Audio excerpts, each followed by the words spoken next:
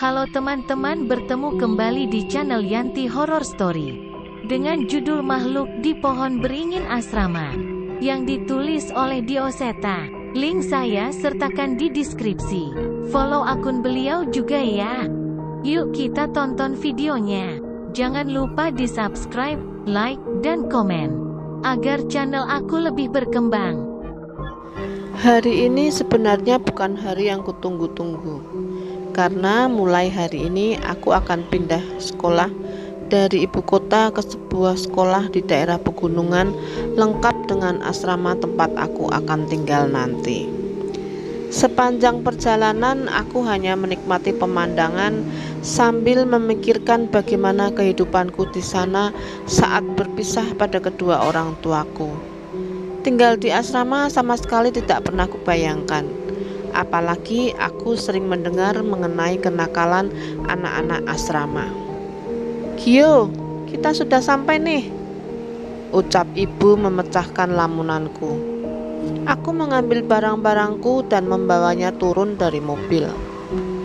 Pemandangan yang serba hijau dan udara yang segar sedikit menghiburku. Namun sesuatu menarik perhatianku. Sebuah pohon beringin raksasa yang berukuran sangat besar berdiri tegap di belakang asrama.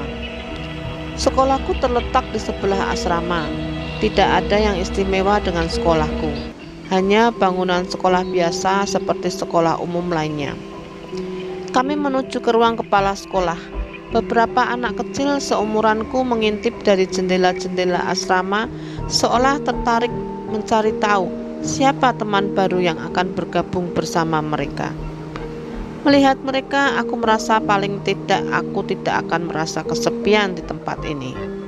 Di ruang kepala sekolah, ibu berbincang-bincang cukup panjang dengan kepala sekolah yang memperkenalkan diri dengan nama Bu Ranti. Lama-kelamaan aku mulai bosan mendengar ibu yang terlalu banyak bertanya. "Gio, kamu tinggal di sini nggak apa-apa kan?" tanya ibu. Sebuah pertanyaan klise. Aku menolak pun mereka juga tidak akan berubah pikiran.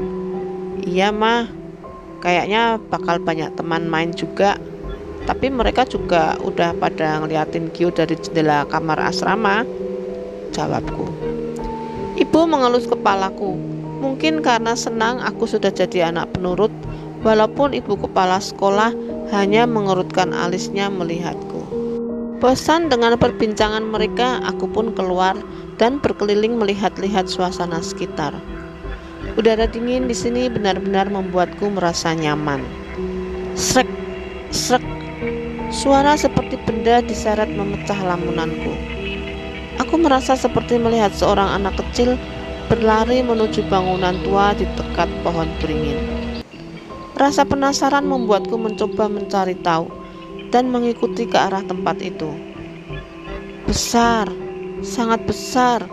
Ukuran bangunan tua itu tidak ada apa-apanya dibanding ukuran pohon beringin ini. Bahkan di siang hari seperti ini, cahaya matahari hampir tertutup sempurna saat berada di bawahnya. Terdengar suara langkah anak kecil berlari meninggalkan bangunan tua menuju pohon beringin. Aku berjalan mengikuti sumber suara itu. Mungkin saja itu salah satu anak asrama di sini. Namun tanpa sadar aku sudah ada tepat di bawah pohon beringin. Rimbunnya dedaunan menutupi masuknya sinar matahari dan akar-akar yang menggantung sedikit menggangguku untuk melihat dengan jelas. Hehehe. Kali ini terdengar jelas. Itu benar suara anak perempuan. Tapi tunggu. Suara itu terdengar dari atas. Ku mulai sadar, ada hal yang aneh. Seketika tubuh aku merasa lemas. Nyaliku ciut untuk menoleh ke sumber suara itu. Namun tak lama angin berhembus meniup belakang leherku. Dengan refleks aku menengok ke arah belakang dan segera aku menyesali perbuatanku itu. Seorang anak wanita tergantung terbalik di antara akar-akar pohon beringin. Namun aku tidak melihat jelas wajahnya hingga sebuah benda terjatuh di depanku. Itu adalah kepala anak wanita itu. Aku terjatuh. Apa yang kulihat sangat tidak dapat kupercaya. Kakiku lemas, namun tetap berusaha menjauh dari kepala makhluk itu. Sayangnya, makhluk itu tidak diam. Tubuhnya meronta hingga jatuh dari akar pohon beringin dan berusaha mencapai kepalanya. Keringat dingin mengucur dengan deras.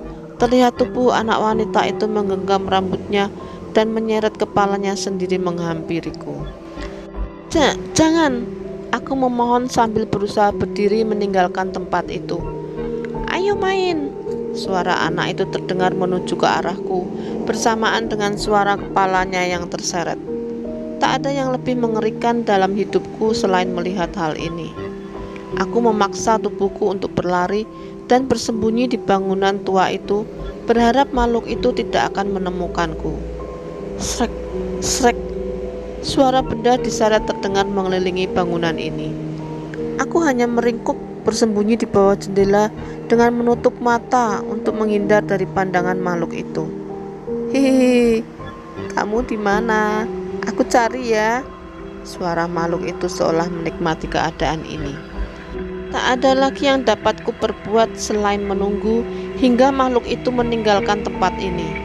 Setelah cukup lama, suara benda diseret terdengar menjauh. Merasa keadaan sudah mulai aman, aku membuka mata. Namun sekali lagi kepala makhluk itu terlempar masuk dari jendela dan terjatuh tepat di hadapanku.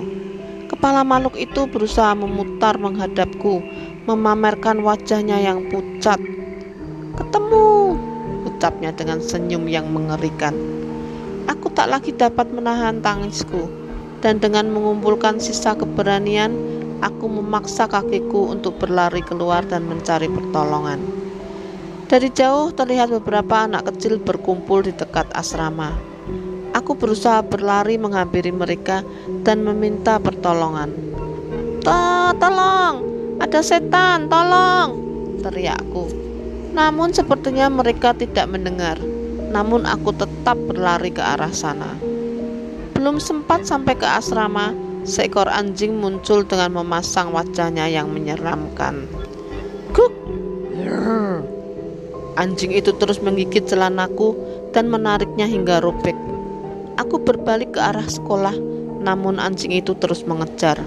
Sampai akhirnya aku menemukan ibu keluar dari ruang kepala sekolah bersama ibu kepala sekolah. Kenapa Gi? Dikejar anjing mah, celanaku robek nih. Bu, yang coklat itu anjing siapa sih Bu? Tanyaku kepada kepala sekolah. Yang itu, sambil menunjuk seekor anjing yang berjalan sedikit melompat sambil menjulurkan lidah seolah mengajak bermain. Oh itu, anjing peliharaan asrama sini. Dia memang senang ngajak main orang baru, lanjutnya. Aku yang sudah kelelahan hanya bersembunyi di balik orang tuaku. Belum sempat menceritakan apa yang terjadi tadi, ibu sudah mengajakku meninggalkan sekolah. Lihat rumahnya Bu Ranti yuk, ajak ibuku. Rupanya ibu memilih opsi lain untuk tidak menitipkanku di asrama, melainkan tinggal di rumah Bu Ranti yang juga digunakan sebagai kos untuk anak-anak. Sudah ada beberapa anak yang tinggal di rumahnya. Di sini memang sudah biasa untuk mereka yang tidak kebagian tempat di asrama untuk bisa kos di rumah guru atau warga, namun tetap bersekolah di sana. Kami berjalan kaki dari komplek asrama menuju pintu gerbang keluar karena rumah Bu Ranti terletak di desa Sukmaraya yang cukup dilalui dengan berjalan kaki. Ma, kenapa gak jadi di sini? Tanyaku penasaran.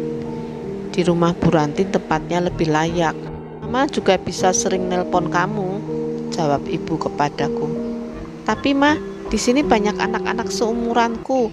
Tadi Gio juga ngelihat mereka, ucapku pada ibu. Bu Ranti terhenti sejenak. Dia menghampiriku dan berkata kepadaku, "Loh, anak-anak asrama masih pada sekolah, jadi seharusnya tidak ada anak-anak di asrama," ujar Bu Ranti. Bersambung ke Imah Leweng. Kita tunggu video kelanjutannya ya.